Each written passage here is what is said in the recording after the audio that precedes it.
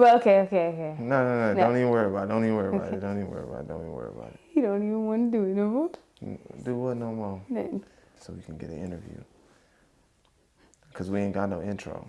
We ain't got no intro. So we're going to get straight into it. Okay. In an era, no. How do you think our experience growing up in the neighborhoods we grew up in have shaped our approach in storytelling and marketing? Man, you're taking me way back. So when I was younger, I used to love to read. I even would write the dictionary. So I always tried to escape where I was, like the things that we couldn't do. I'd read it in books, and that would be my way of traveling. And so I feel as though it's shaped that because I know everybody has a story. Everybody got a story, and it's just all in a matter of time who's brave enough to share it. I feel like.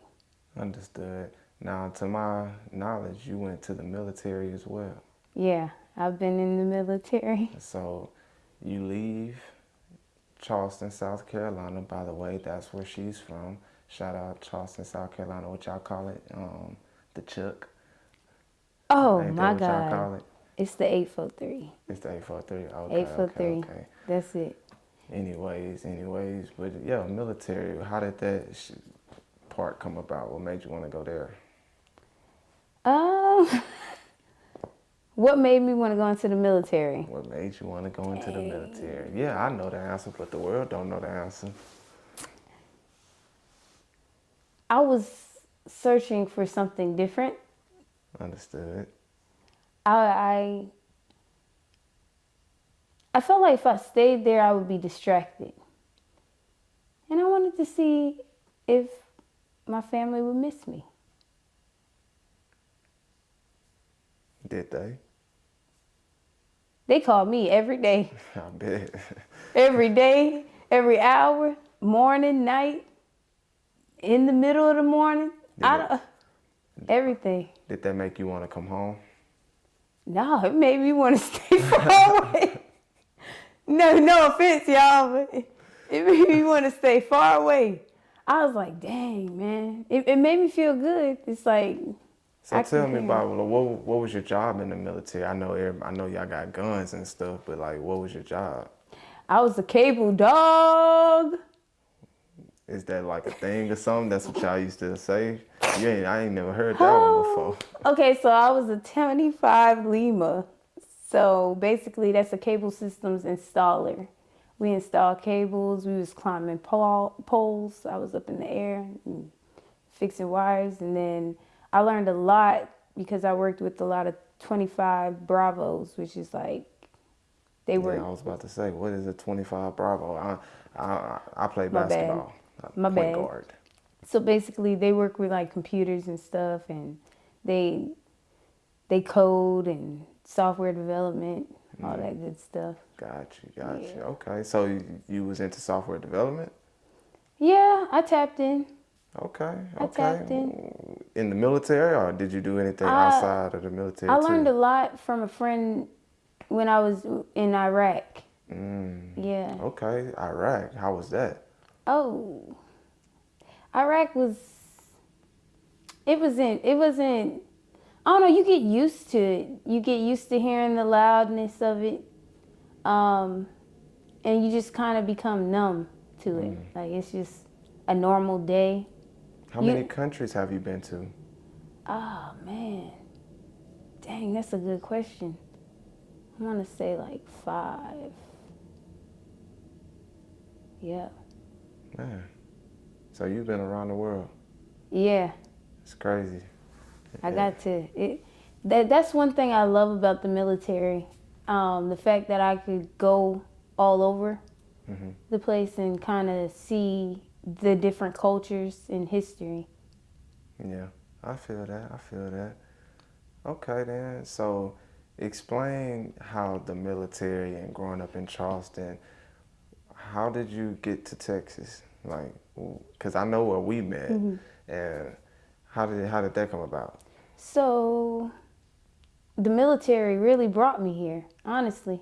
Oh, Because I okay. never thought about a Texas. The only thing I heard about Texas was off of SpongeBob when Patrick and Sandy. Squidward was saying, you know, what they were saying about Texas. And I understand Sandy now. Like, I'll go to bat for Texas because I love it so much. Yeah, man, we not too bad. We not too bad. Yeah. So when you first got to Texas, how was your experience? Man, I was nervous. I was scared because this was my first time away from my family for real. And I just was trying to be big and bad and leave the nest. And I didn't think it was going to hit that hard. Yeah. But I spent a lot of the early days in the military in my room by myself. And then luckily I had a good roommate. Shout out to Phelps. She was there from day one. Shout out to her as well. But they really played a big part in making me feel like family. So. Got you. So where were you stationed first? Oh man, Fort Bliss, Fort Bliss, is that in El El Paso, Paso? Texas. Got you. And I met Kat. Okay. That's where I met Kat. Okay. Man, so that's interesting. So with all that experience, what got you into, so you had software development and you dealing with wires. Where did communications come along? Man, so that's when, cause I got out the military and I was like, I'm gonna stay in the tech realm, and I found out that it's not for me. Like I couldn't see myself doing it every day, and I'm very big on passion. So I was like, man, what's going on? And then 2020 hit, my grandfather passed away, and I started looking at life like, dang, I gotta do what I love, because my grandfather did what he loved and he got blessed tremendously through doing that. Yeah. So I was like, I need to find that for me. That's what I needed. So I ended up failing. Let me go back. I ended up failing finite math. It's a really difficult math. It's engineer's math. That's what they call it. And I ended up, remember. huh? I said, I remember. Oh yeah, yeah. You know this story, but anyways. So I ended up failing that, and then because my grandfather passed, I was really taking it hard. It was a very dark moment in my life, and I failed it, and I was like, man, I got to take a career aptitude test. I can't do this. So I took that test, and it popped up a bunch of communications, and I'm like, dang. And it was like, you can write. I always loved English, excelled at it all my life. And then it was less math, and I was like, bet this is it. Let me see what this is talking about. And I looked up a bunch of jobs that communication majors have, and I saw public relations, HR, and I saw all these awesome things, and I was like, man, public relations just kept popping out. Advertising was like popping out, and I'm just like, Got let's see you. what that type of communication is talking about. And at this point, you were still in the military, or No, were you no. transitioning to? I got medically retired. Got you. Yeah. So, where were you going to school at this time? Illinois State University. Word. That's where this was happening. Like that shift. It took place in Illinois. Yep. Because it was COVID. All of that happening at the time. So you was going to school through COVID, and your Yes. grandfather and all that was going on in Yes. Illinois. My grandfather passed from COVID. Wow, Yeah. that sucks. That's terrible, man. I'm sorry to hear that. Sorry for your loss. But so all of that fueled you to kind of take a career aptitude test, and you found out communications was what it is for you. And what did you do from that point on? Man, so I went into it excited, passionate, ready to learn, eager to learn, really. And my professors everybody that I connected with, they were like, I'm excelling. I kept blowing their minds because I just was learning so much. And then they just they were like, oh yeah. One teacher, she was like, it tripped me out because she was like, you might be the next Oprah Winfrey. I started Wow. laughing. I was like, whoa. We don't know if that's a compliment or not. Yeah, no, I just looked at her and I was like, well, I appreciate you, but you know, that was like huge for She's her to big in say. that area. I Yeah, understand. yeah. So I was like, man, I was like, that's cool. But it that even moved me. Her telling me that, and man, just meeting people like my friend Tiffany Jackson. She is Okay. a journalist, and man, that girl, that Who is she? What were y'all relationship like? so yeah. I met Tiffany. I saw her at she had a Black Wall Street event that she hosted for Onyx Connect Media. Okay. And man, and her organization is outstanding. Like she's all about going to PWIs and creating a safe place for people of color to. Oh man, I'm messing up, but because Nah, it's I'm fine. sorry, I Nah, get you're so good. You're passionate good. I about it. definitely understand. But But yeah, because she has sickle cell and she's just impacting the community on a whole nother level, and it's like she could have flare-ups just from being in such a stressful industry, but she doesn't let it stop her at all. Like she yeah, does not stop. She keeps going. And it's all because she at PWIs it's really hard to see other stories about like people that's in software development and in the health industry.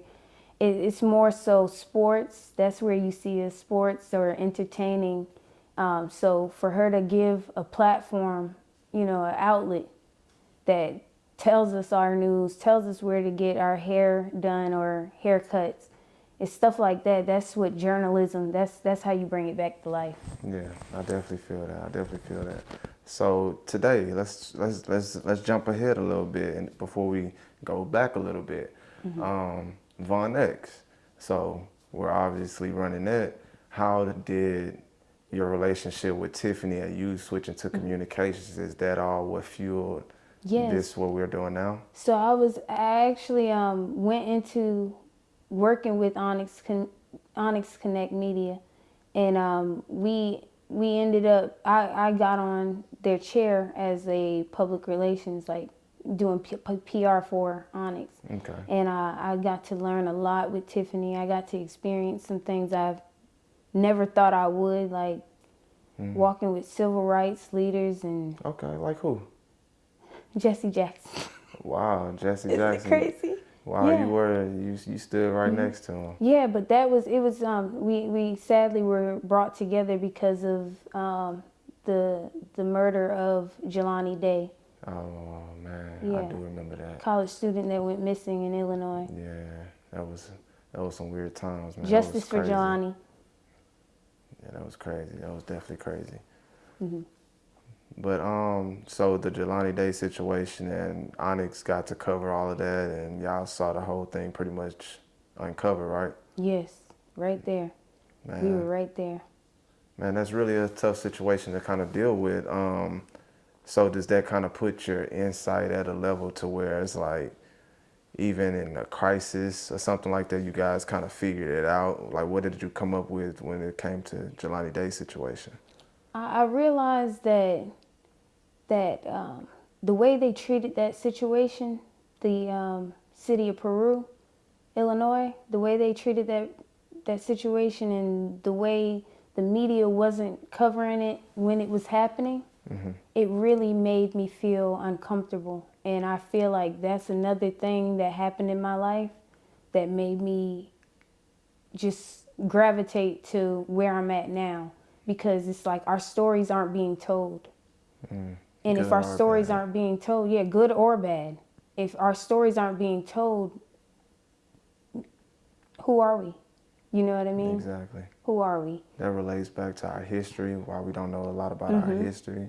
And our stories need to be told. And so I just feel like, So tell me more about that. So is Von X targeting small businesses, black owned businesses, that all we're targeting?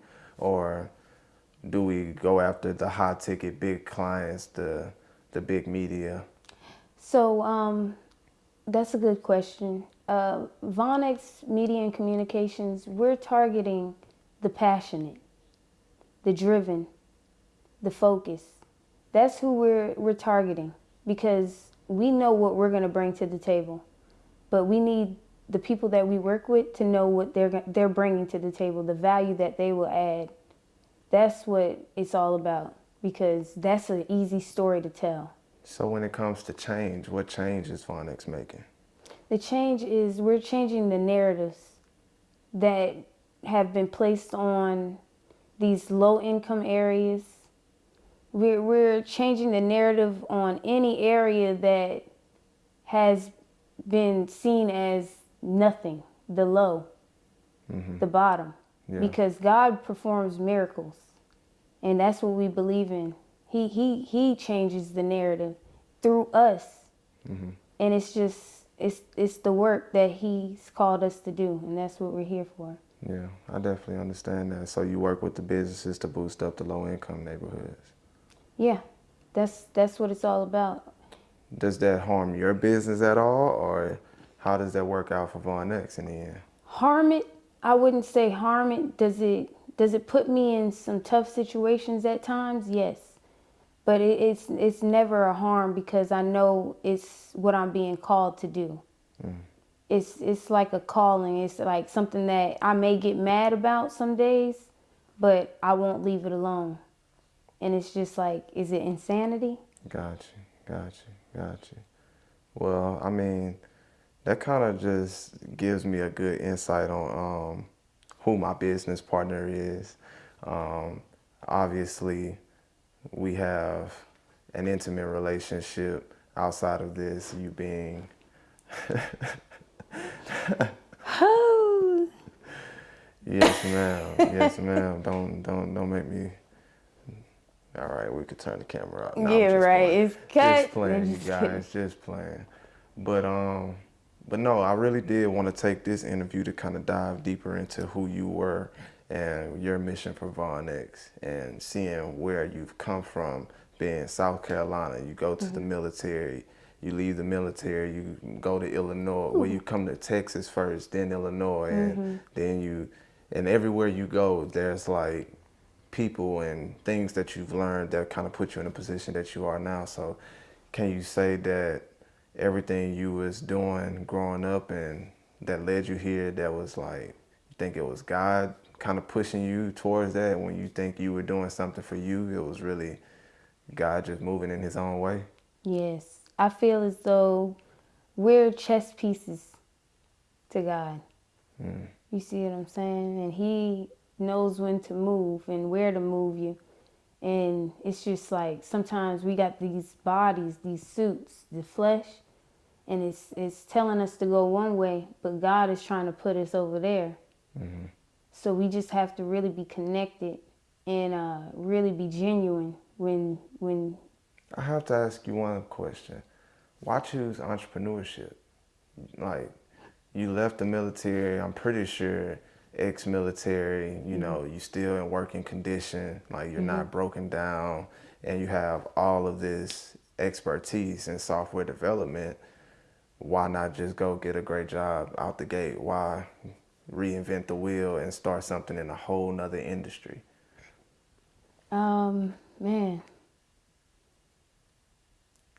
I could have just gone overseas Yeah, I know. and just be running cables and fiber optics and all that stuff. That's something to think about for real. But it's just like I tried to deny that what I was trying to do was entrepreneurship all my life. And I don't even know why.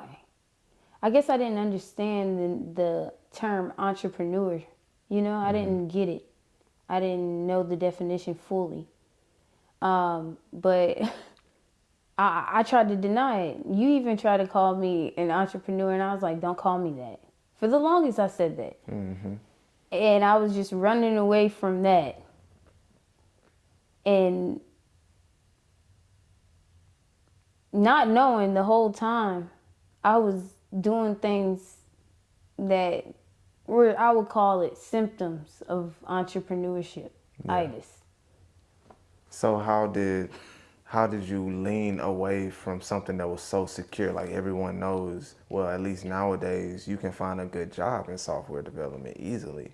So choosing something that, for one, is a bit new to you at the time, um, and also entrepreneurship, something you kind of never wanted to do. So that's something you never wanted to do, and it's also something that's kind of new, but you took it on full head of steam, and you're here today with Von X. So it's like obviously it went well for you, but what was that like? What was that drive, that pushing, that what helped you over that hump?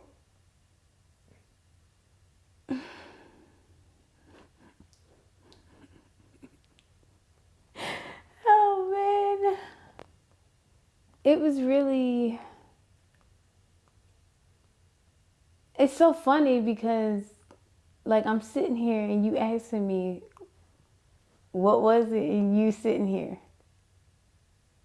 You really taught me. Like I saw it. I saw you living it, breathing it, eating it, sleeping it. I was right next to you during all of it because we were locked in during COVID. So it was just like, man, I saw your passion for it, and I was like, man, I wanna help. I wanna help. And not realizing you was helping me the whole time. You was the phenom, just sitting there, just Yeah. waiting to Just learning, explode, and I soaking it wanted to in. help so bad with everything you wanted to do. I'm like, let's get it. Cause I see you're driven. You may get knocked down, but you get back up, and that's that's everything. Like everybody deserves that. You get on my nerves, but I love you too. whatever. But yeah, that pretty much wraps it up. We love y'all. This is the first episode of whatever this is. We don't have a name We don't for have it. a name yet. This is just a sit down with Just and Jah. Next time, I will be the person on the couch, and Jocelyn will be your interviewee. Well, no, interviewer, and I will be the interviewee, Yeah. and we will go as four. So, Hey everybody, if you enjoyed that content that we just put out, feel free to like. man, say it. Like, comment, subscribe. Okay. Say it. No, repeat it. Like, comment, subscribe. Like, comment, subscribe. Like, comment, subscribe. You messing it up still. Like, comment, subscribe. Say it one more time. Like, comment, subscribe. Like, comment, subscribe. Okay. Hey everybody, if you like that content that we just put out, feel free to like, comment, and subscribe to this channel. Also, if you click the link in the bio, you'll be able to follow us on all platforms. JahPR out.